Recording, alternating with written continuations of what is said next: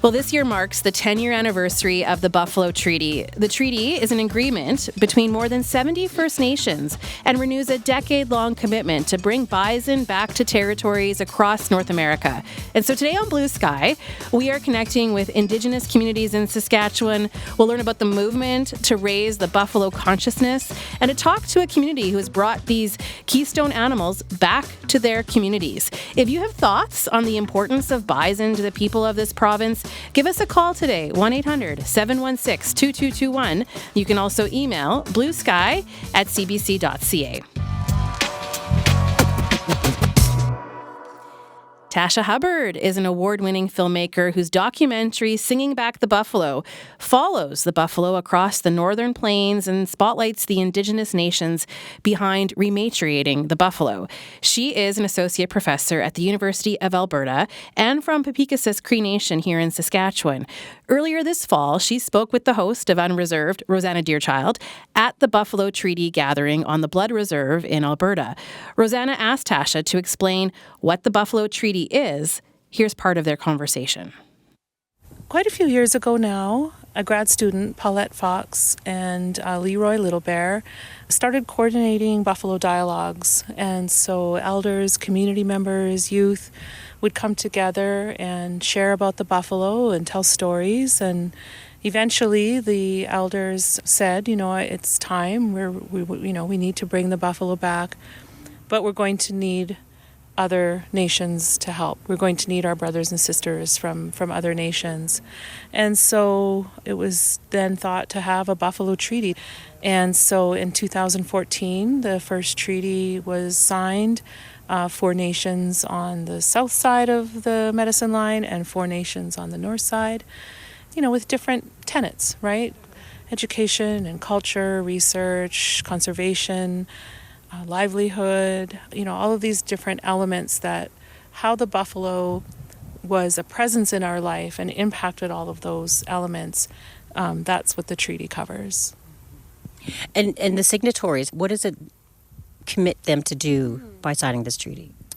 It's a commitment to bringing the buffalo back, both if, possible, physically onto tribal land, and if not, then, raising buffalo consciousness within the community, within the schools, within different elements, within our, health care, and so that we're really privileging our buffalo stories again.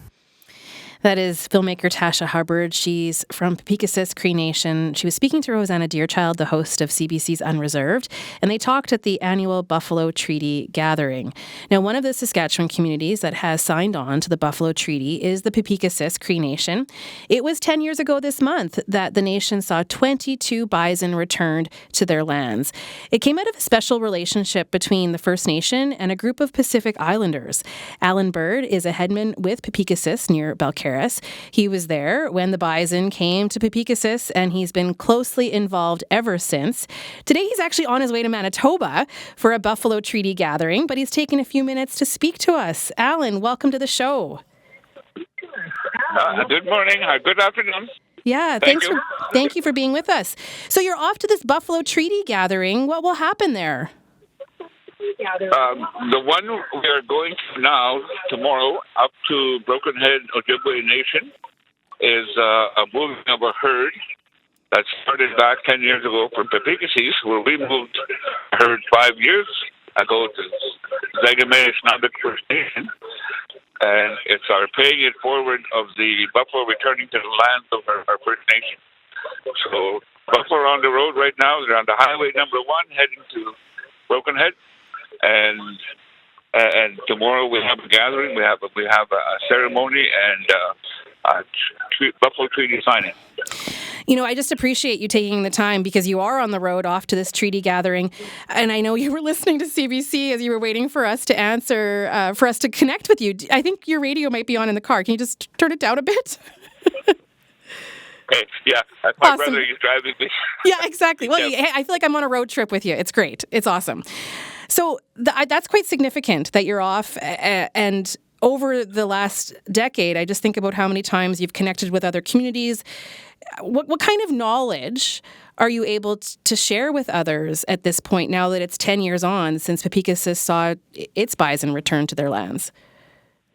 I guess over the 10 years and having them coming back to our land 10 years ago and working with them yearly and taking care of them and feeding them and them feeding us and expanding our pasture areas and water areas over our lands in the last 10 years. It's a good relationship. It's always a good feeling. It's a good, healthy way to carry out a day. You go out to the pasture and you go and work, and my volunteers, I have many that come and help me. I have my Island Breeze boys, and now they changed their name from Island Breeze to Local Koa. That means Braveheart in their language. And they're still with me, and they always help me. And I have my brother and a lot of friends on our nation that we all volunteer to go and feed the buffalo, haul in the bales, to take care of them, watch over them calving, separation, deworming, and parasite control, and fixing fence, and it's a great experience. To me, I find it very healthy because you're with the buffalo, and our spirit and the buffalo spirit are one. And it's always good to go out there and see the herd, see the little ones, see the young buffalo, and see the big guys, the big bulls out there. It's a good experience. Yeah. It's, to me, healthy. Can you tell me a little bit about how this all came to be? So Lokakoa is, if you want to just explain that organization, because it took many people, right? And this herd came from an Alberta rancher. So just set the scene a bit of how this all came to be. Okay, we'll go back in time to 2014 where it first started. A young man, he'd be like, he married my niece, so he'd be like a son-in-law in our way, and his brother-in-law, a young man from the community, Tim Bird, Dieter Bird. These two young men came to our table, chief and council of the day. Late Chief Mike Kutchicum was the chief of the day, and myself as the head man, and three others, Richard Uncle and Stuart McNabb and Bill Lenemy. And I recall, I might be wrong on one of them but anyways, they came and approached our table and they said that they met with a fellow named Wayne. Wayne was a nonprofit organization, international across the world, and he was associated with Island Breeze. That's where Lima worked with him throughout Saskatchewan and Alberta, and they met Ron Steckley out of Carstairs, Alberta, who had a buffalo herd and was a buffalo producer. And they sat down on one of their visits and one of their gatherings and said that they thought it would be nice to bring the buffalo back to the Peepeekisis lands, back to our nation. And they shared that with us, and it went well. And we started off discussions, and we were a little bit weary at first because we wondered why these people would want to bring buffalo for free to our nation, and they wanted to do an agreement and a contract. And after we started sitting down together talking a bit, we went into sharing with them our way as a Peepeekisis Cree Nation. We said, if you want to bring buffalo, sacred buffalo to us, we don't need paper. We don't need hard copy paper type trail. We'll do it in our own way, our ceremonial way. You come and be honest to us under the eyes of Creator, and you share with us your words, and we'll share our words, and we'll have a ceremony. We'll have a pipe ceremony, and we'll talk after the pipe. And we did. And then we told them, after we were done, we had the paper on the table. We took that paper, we put it down, our chief threw it away, and said, no, give me your hand. We'll shake hands. We'll honor your word. You honor our word. That ceremony we just finished, that's more than that paper. And from there, we started the process of working together, and we had to provide a fence and water and pasture area for them. And Ron and Wayne and Lima were working on bringing the 22 herd to our nation, 20 cows and 2 bulls. Do you remember the day that they arrived? Do you remember that day? Yeah. Oh, yeah. What was it like? Yeah, what was it like? The day they came, they arrived to our land. We called our school children from our school, Peepeekisis School. We called our community members. We called our elders, our own ones. We called our ceremonial. We had our drum. We had our elders there to pray. And we're on and pulled in these big truck. And we pulled in 2 trailers into our land, onto our pasture. And as we did that, we had CTV there. We had different news companies around, like Portobello Times and Leader Post. And as they opened that door, we made that announcement. We had our ceremony, our prayer. They came off of the trailers. They come running out and looked at us, and then they turned and ran back into the pasture. People were happy. People were crying. It was an emotional day because the buffalo were home. What's it been like to now share that herd? Because you've been able to gift the Zagame First Nation a starter herd. And so now it's not just Peepeekisis. 10 years later, there are so many nations who have welcomed bison. What's it been like for you to see so many more nations experience this? Oh, to myself, I'm glad they have them. I'm glad the buffalo are back on their land, because in history, we all know we were with the buffalo. We depended on the buffalo. The buffalo were our life. The buffalo fed us. The buffalo sheltered us. The buffalo were our tools. And where they roamed, we roamed. We were the Plains Cree, the Plains Ojibwe, the different Plains tribes, Dakota, and we lived one with the buffalo. And there was more than enough for everybody. It's us. There was many. And now seeing them all over the First Nations, like I can name a whole bunch of First Nations. I've been to some and visit them and seen their buffalo setups. And to me, it's a blessing. It's a sacred blessing that they have the buffalo in their community to take care of them. And they took care of us, and they still take care of us in our ceremonial way.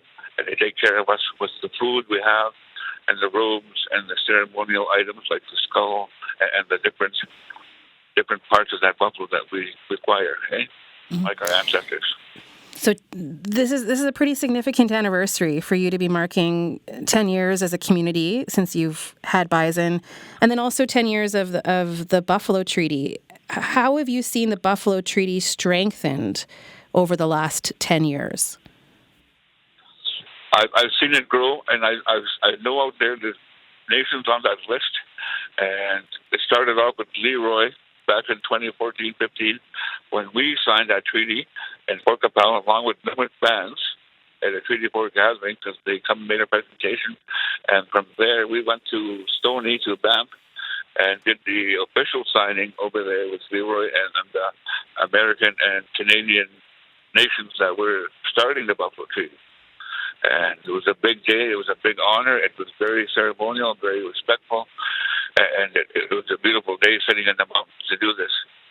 And from there, we carried on, and we went 2 years later down to Montana into the Blood Nations.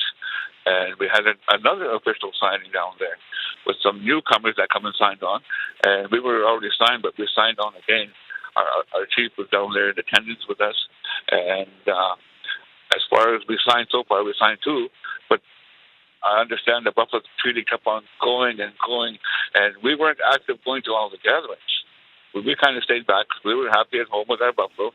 And as I see and I hear now in the media, like it's really grown, Yeah. And I'm really glad. I'm glad for that. I'm very happy for that, because I think our goal right in the beginning, back 10 years ago, we in our hearts and our minds thought every nation that had lived with the buffalo has to have the buffalo back. And it's going there, and I know it's going to be beneficial for everybody, because they're a natural animal. They take care of themselves. They're so easy to work with, and we're very fortunate to have them. And I'm thankful for that. Do you get emotional when you talk about this stuff? Oh yeah. I do sometimes, and when we work with our buffalo and stuff, and we do the separation and stuff, and sometimes when we put them down, it's very emotional, and we always have a protocol how we do this. And if people come, and we have younger guys that want to come and help, we share that with them, and we have our ceremony we have our ceremony before we go and handle them. We have our ceremony to make sure that that day is good, that everything is safe for the buffalo, everything is safe for us, so that we can go together that day and do it in a good way that is successful and nothing getting hurt, no one getting hurt. Eh? And it's very emotional. I've seen young men crying when they had to shoot a buffalo, and I've seen that happen. Older men, we even have young ladies that came. They were part of YMCA and another nonprofit organization. They asked for a buffalo to be donated. We invited them in. We did our ceremony. We took them out. And even though you think you're strong, it's still emotionally gets to you, eh? Oh, yeah, totally. Alan Bird, I'm so glad we could have this moment to talk. I'll let you get back to your road trip. You can turn that radio on full blast after we say goodbye, okay? Okay. Take care, Alan. Bye. That's Alan Bird. he's from Peepeekisis. He's the headman talking to us about the bison that they welcomed to their nation 10 years ago. Now, as you were hearing, the Peepeekisis First Nation was the first reserve to welcome bison back to Saskatchewan. And then since then, other nations have welcomed bison.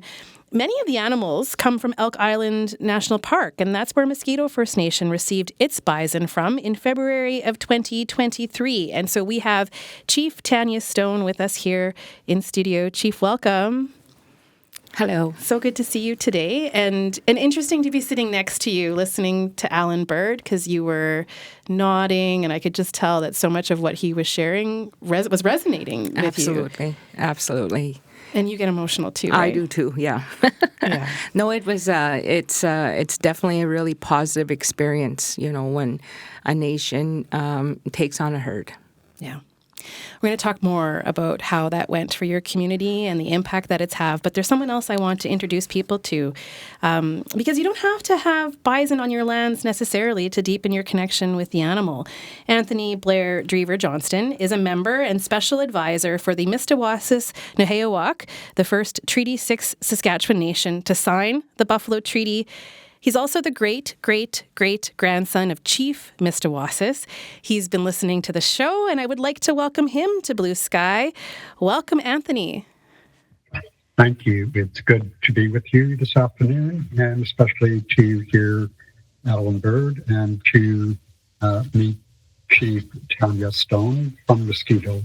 I'd quickly like to say that Mistawasis members, including Mistawasis children and youth, have visited the herds at Peepeekisis, Standing Buffalo, Okonesis this last year.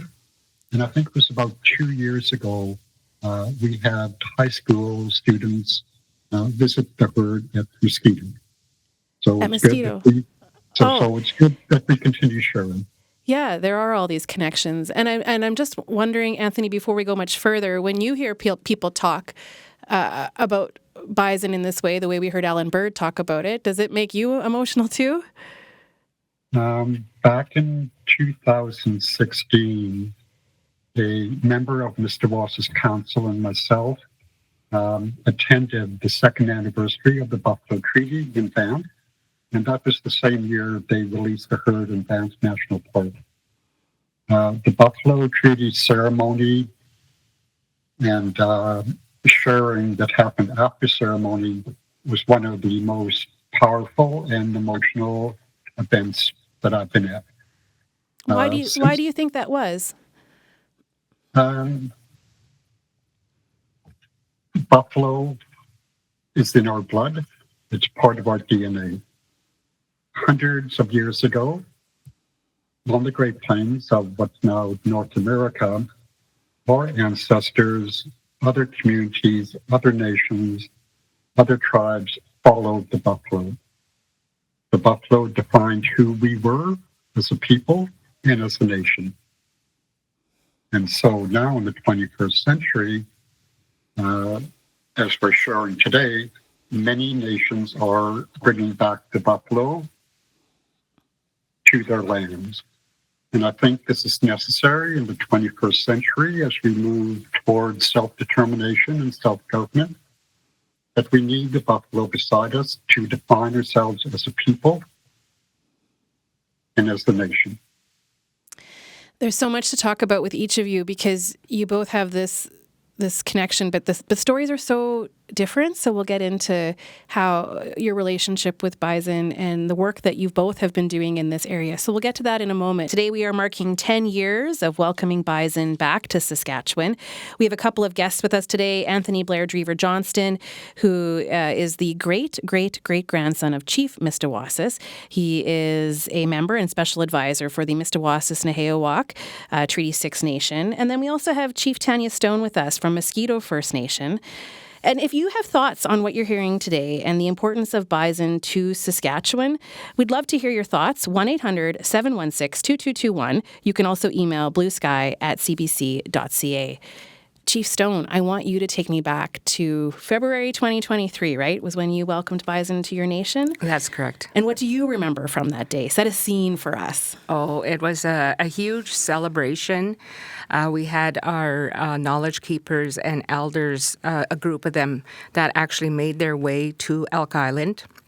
When they were loaded up, they did the ceremony and followed the buffalo home. And there was cars lined up to the highway. There was, youth and grandparents and, parents all around the fence line. And, yeah, it was a major celebration in our community. On a freezing cold day, too, right? Probably one of the coldest days in February, for sure. Yeah, and it didn't stop anybody. They were all there. So the moment that they were released and how they thundered across the land, tell me about that. Oh, it was absolutely incredible. We actually had a cameraman.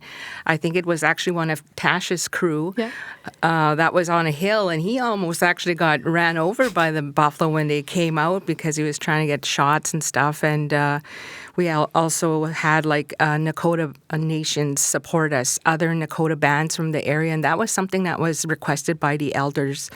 If we're going to do this, we're going to do it the right way. Because we were becoming a Tatanka Yate nation, a buffalo nation, and there was significant meeting from a Nakota perspective. So we ensured that we had Nakota tribes from the 4 different directions come and support us, as they were unloaded. And we had the Buffalo Song, which, the Nakota Nation, they were invited. We had Nakota elders from Alexis. And it was just actually a really powerful day. It was a huge accomplishment for all the people that were involved because it is a process. It's something that a nation does not rush into. There's procedures, there's protocol, there's ceremony. And, it was a lot of folks that made this a reality. The Elk Island to the nation, back and forth, the communication, economic development. There were so many key players that made this a reality in Mosquito. And how important was it to have nations before you? So to hear from Peepeekisis really was the first, to have those nations before you. How important was it to lean on, like you said, on other Nakota nations, but other nations who had welcomed bison, Have you leaned on Peepeekisis? Is that important to keep those connections? Well, the first time that we actually heard about the modern Buffalo Treaty was one of the chiefs from the Battle First Agency, tribal chiefs, which Mosquito is affiliated with. They acknowledged, this modern treaty and that, our nations in the area should consider signing it. And that was in 2022. And already we were, as a nation, looking and exploring, bringing back a bison herd to the nation. And so we reached out to folks that we knew had buffalo, and so we weren't 100%, under the understanding of a modern buffalo treaty. We were already exploring George Gordon. We went to visit. We went to the Blood Tribe down in Alberta. We went all over and everywhere to learn of, we're bringing back buffalo and what's all the requirements, what's the expense, what is the skill set, fence. Exactly. To care for those animals. Exactly. So we had a huge, learning curve. So we did that along with our elders. went to Elk Island. We did a tour there. I believe we had about 35 of our band members go to Elk Island to see and to tour the facility. Wanaskewin. So there was several people that we actually reached out to prior to, bringing them home to learn, to educate ourselves as to how and we're going to maintain the herd. Anthony, what is the story with Mistawasis Nehewak, your nation? Maybe just set the scene for where you're at when it comes to your relationship currently with bison.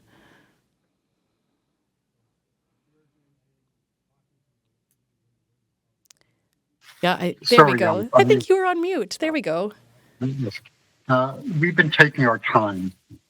It's been over 150 years since we've lived with the buffalo, so we have much to relearn.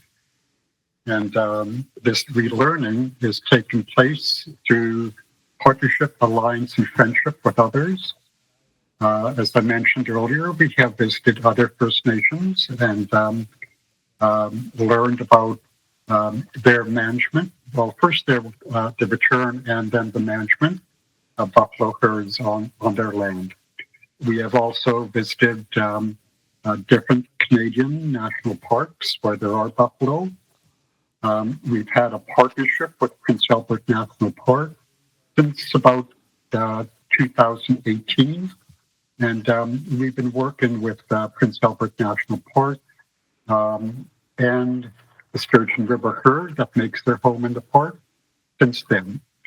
And so we've been learning from different people. We've been experiencing the ups and downs of trying to return buffalo to the land. And so we've been learning from others. And very recently, I was told a date. Oh. And CBC is of course welcome to experience the return of buffalo to Mr. Wallace's lands, hopefully January 2026. And 2026 is a very important year for some First Nation because it's 150 years of Treaty Number 6. Oh, wow. So that is incredibly special. Yes. When we signed or when we asked for a treaty back in the 1800s, it was partly because the buffalo were coming to a point of extinction and we needed a new way to provide for the people. And at the time, it was thought that Eastern or European education, and European farming methods was the way to provide for the people because of the loss of the buffalo. And now with the planned return of buffalo to Mr. Wallace's lands, we'll look at ways to combine the two. We made those attempts in the late 1800s and early 1900s, but because of changing government policy, there were limits to our attempts at agriculture back then. And of course now, Mr. Wallace's, like many First Nations, our reserve lands are surrounded by private lands. So when we return buffalo to our land, we have to think about our neighbors as well, who may not be as welcoming to the return of buffalo. I want to ask you a couple questions because as I'm learning about this, the herd chiefstone that you have, they're within a fenced area, correct? Which similar to Wanaskewin. That's correct. They're in a 1,000-acre area. Okay. Anthony, the Sturgeon River herd that you referred to that lives in Prince Albert National Park, this is one of a very few herds that are wild. And there's a really fascinating backstory to how that herd became wild. And that you have a relationship with that herd. I think it's worth just telling the story of the Sturgeon River herd. And I know that they're threatened, and there's a lot happening right now, but just even how your nation became connected to the Sturgeon River herd. Do you want to tell that story? Okay, I'll try to just hit on some key points. Back in 1969, the province of Saskatchewan decided to locate Plains bison north of Prince Albert National Park. Shortly after, that herd, those individuals came from Elk Island. Shortly after they were released north of Prince Albert National Park, the herd scattered because that wasn't their natural landscape. It was the boreal forest. So they came south, and some of them came south and west. Some ended up close to the Alberta border, and the story is one bull made its way all the way back to Elk Island. But there was a dozen or so that stopped at Prince Albert National Park and decided to stay there. So there's been a herd there since 1969. Free-roaming, wild herd of buffalo. Their home is mostly in the park, but they do leave the park and go on to private land. So there's a group of private landowners that are looking for ways to coexist with the herd when they leave the park and go onto their land. And Mr. Mosses has been working with Prince Albert National Park, the stewards of private landowners, as well as other non-government organizations, to look at ways so that that herd is there for future generations. And how important is that herd to you, to your nation? What is that relationship that you have with that herd? Again, the landscape in the park and just outside the park is very similar to parts of Mr. Wallace's landscape. So we think that when we bring back buffalo, they'll be quite comfortable on our lands. Also, the Mr. Wallace's herd in 2026, we want it to be as wild as possible, but we know we have a limited land base. We'll need appropriate fencing because there are private landowners close to Mr. Wallace. But still, at the same time, we want the herd to be as wild as possible, as similar to the Sturgeon River herd as possible. And again, the Sturgeon River herd is perhaps one of the wildest herds in North America. And how is that herd doing? I know that numbers have been the number has been falling, and that's concerning, right? About a year or 2 years ago, the numbers were at a very dangerous level, where it was thought if they went any lower, they might not be able to recover and sustain themselves. However, in the last year or so, the survey count, which is not 100% accurate, has been rising. So it's thought that hopefully the herd is rebounding and will continue to rebound. Again, and a herd you can continue to learn from too, right? As you prepare. Exactly. Chief Stone, I'll just go to you for a moment, Chief Stone, because I want to know about the impact that this has had on the community since they first arrived. How do you think it's changed your community? Well, I think there's a very strong sense of pride. Like we are officially a Tatanka Yate Nation, and just the, utilizing language and, the ceremony and bringing back the ceremony. Like, for example, the Sundance, it's been, several years since we had a ceremony which is strongly connected to the buffalo. And so, to have that, and just recently, this past summer, having a healing gathering and bringing a buffalo ceremony. So, just really tying in all these ceremonies from a spiritual side. I really believe that, our young people, our families have a connection to the buffalo. They, I see many people stopping along the fence line, especially when they come out, to the fence line, making offerings. So it's, a real... What kind of offerings would people make? It's, like offering a tobacco and talking to the buffalo is some of the things that I've witnessed. I think just the beauty of the animal. They're so majestic, to be out there and just enjoying the land.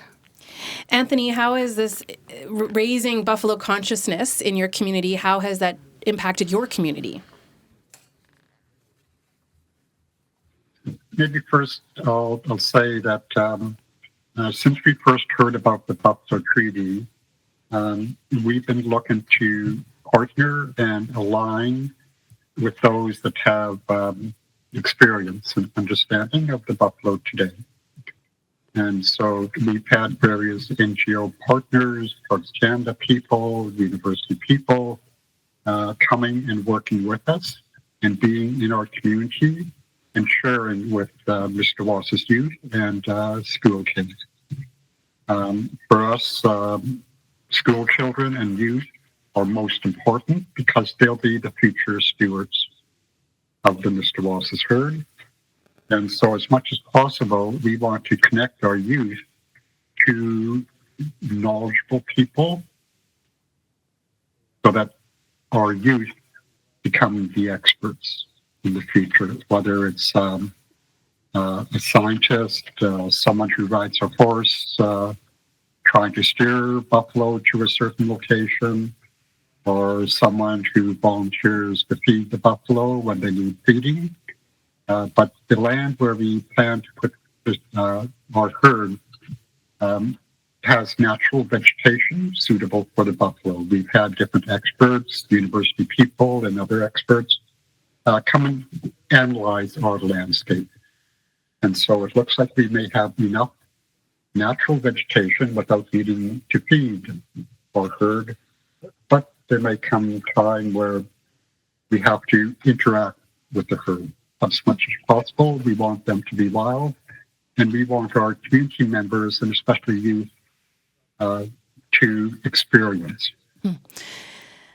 We've got an email I want to share, and I'm going to remind people that they can call us today, 1-800-716-2221. You can also email bluesky@cbc.ca your thoughts on welcoming bison back to Saskatchewan. Again, 1-800-716-2221. Also email bluesky@cbc.ca. Chief Stone, does your herd feed off of natural vegetation, or are you feeding them? Both. Both. Mm-hmm. Both. I'm learning so much on this program. How do you take care of a herd? It's really fascinating. We got this email from Stephanie who writes, I live in Regina, and my partner of 10 years passed away from leukemia back in 2006. He was a half-Cree man from Sweetgrass First Nation, John Henry Finday. He carved the doors inside FNUC for the ceremonial teepee.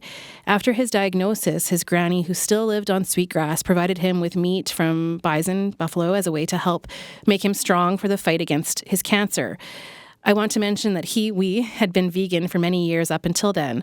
That first steak was very strange after not eating any animal for so long, but it was also very satisfying for him to take in this nourishing food. A secondary comment regarding buffalo on the prairies beyond ceremony and tradition is that they belong here. They were part of the ecosystem long before anyone lived with them. That's from Stephanie. You can email us too, bluesky@cbc.ca, or give us a call, 1-800-716-2221. Chief Stone, like a couple of things there, right? The nourishment that bison provided this individual, and also how they were a long part of the ecosystem here. I mean, they're a keystone animal. Like, they're a very, very important species. Do you have thoughts on either of those things, the nourishment that it brought this individual? Well, I know, there was our lands group wanted to, harvest a buffalo, but our knowledge keepers and elders said, wait 4 years, let them, adapt to the land. Okay. And so we're coming up to that 4-year mark.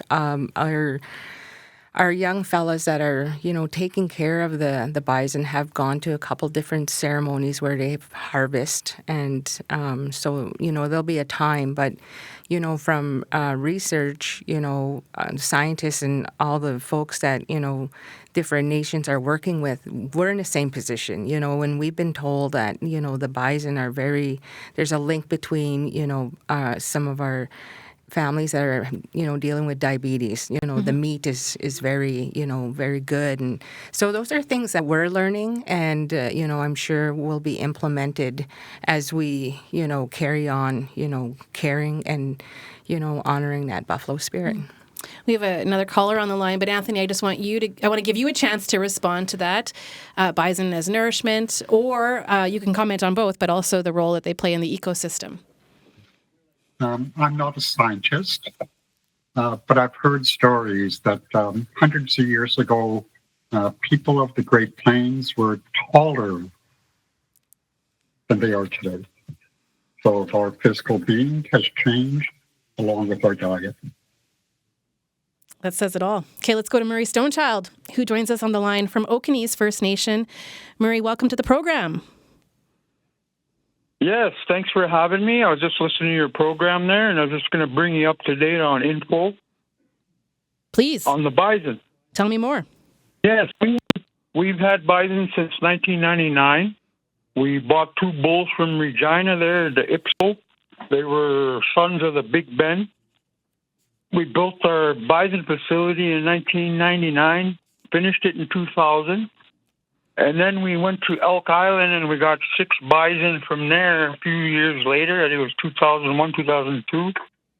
And then in 2007 or 5, we went to Cheyenne River and got 7 females from there to breed with these bulls up here from Big Bend and our 6 Elk Island. And we had the first, what they call quarantine bison pasture on Saskatchewan. We imported them right to Okanish. And when we got all the paperwork for Elk Island, we shared it with the other reserves. And they came online way later, but I'm just bringing you guys up to speed. We didn't get bison to get attention. We got bison for ourselves, Yeah. And me as a lead hunter, I would pick the young guys who never shot a bison. Who didn't shoot a bison? They raise their hand. Well, you're next, And so that spiritual, cultural stuff, you can't hire someone to bring it to a reserve. That's right there with the bison. When you take them down, we have ceremony, Yeah. It changes those young men. Those young men, they don't have their man ceremony, Yeah. But when they kill that bison and they just distribute that meat to the elders, it helps them. You see them change. And I just wanted to bring you up to speed on that, Hey, I appreciate that. How big is the herd now? We have about 75 to 100. I'm not quite sure. My younger brother, Hawk Stonechild, is the manager. And what do you think it's done for you, Murray? It's amazing to hear how you're connecting with youth and the impact it has on them. But what about for you personally? Yeah. I almost had both feet amputated 3 years apart. My brother Hawk brought me 4 bison hearts to Pasqua Hospital. I was eating those, nothing else. And they had me on 8-hour intravenous, liquid intravenous shots. They said they're going to amputate my foot the next day if it don't improve. Hawk gave me those bison hearts. And when I ate them, I was supposed to say prayers. And the next day, he said, I'm going to give you another 8 hours. I'm going to give you another 8 hours. You're healing. He goes, what are you doing? I said, I'm eating bison hearts. He looked on his phone, Googled it, and he said, how expensive bison hearts could be? These people here don't have access to bison hearts. You're lucky you do. And it healed me. And he told me that. He said, yes, I believe you. And he's seen it, I've seen it. And 3 years later, I'm diabetic, right? I stubbed my toe on the right. I got a bone marrow infection. It was going up my bone in my leg. They're going to amputate my leg below my knee. My brother Hawk come give me 4 bison hearts. Same thing. I got improvement within 72 hours. And they didn't amputate my leg. That's an incredible story, Murray. I'm so glad that you called. This is why we're here. you call and you tell us your stories. Yes. I appreciate that. I learned about Okonees today because of you. So thanks for picking up the phone and calling. Yes, and it's the Choppy Stonechild Bison Facility here on Okonees. And thank you. And I appreciate Peepeekisis, getting on board. I honor them for our neighbors to the south. And thank you. Thank you, Murray. Take care. Hi. It's Murray Stonechild calling us from Okonees. Chief Stone, as you're listening to Murray share that little story, what's going through your mind? Absolutely. There's a strong connection spiritually with the animals. And, we heard one story of, how it helped heal an individual. And so there is that huge spiritual connection. And it's really hard to describe, to a lot of people and whether they believe it or not. But, that's, it was said earlier, it's within our blood. It's that intergenerational, it's within us. And there's such a strong connection with the buffalo.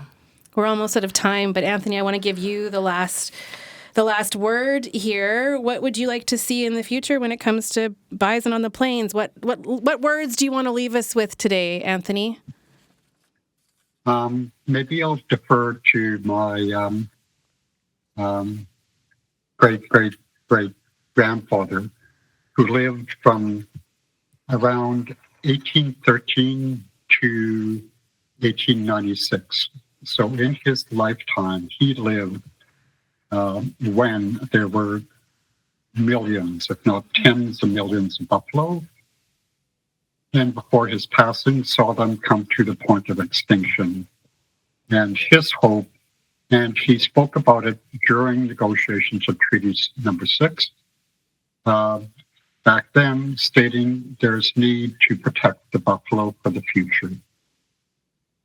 So we've been working towards that for 150 years, and it's going to happen. The buffalo will come back. We, of course, realize it's the 21st century, so we can't bring back tens of millions, but we'll bring our brother, our grandfather, buffalo back to our lands. Beautiful, Anthony.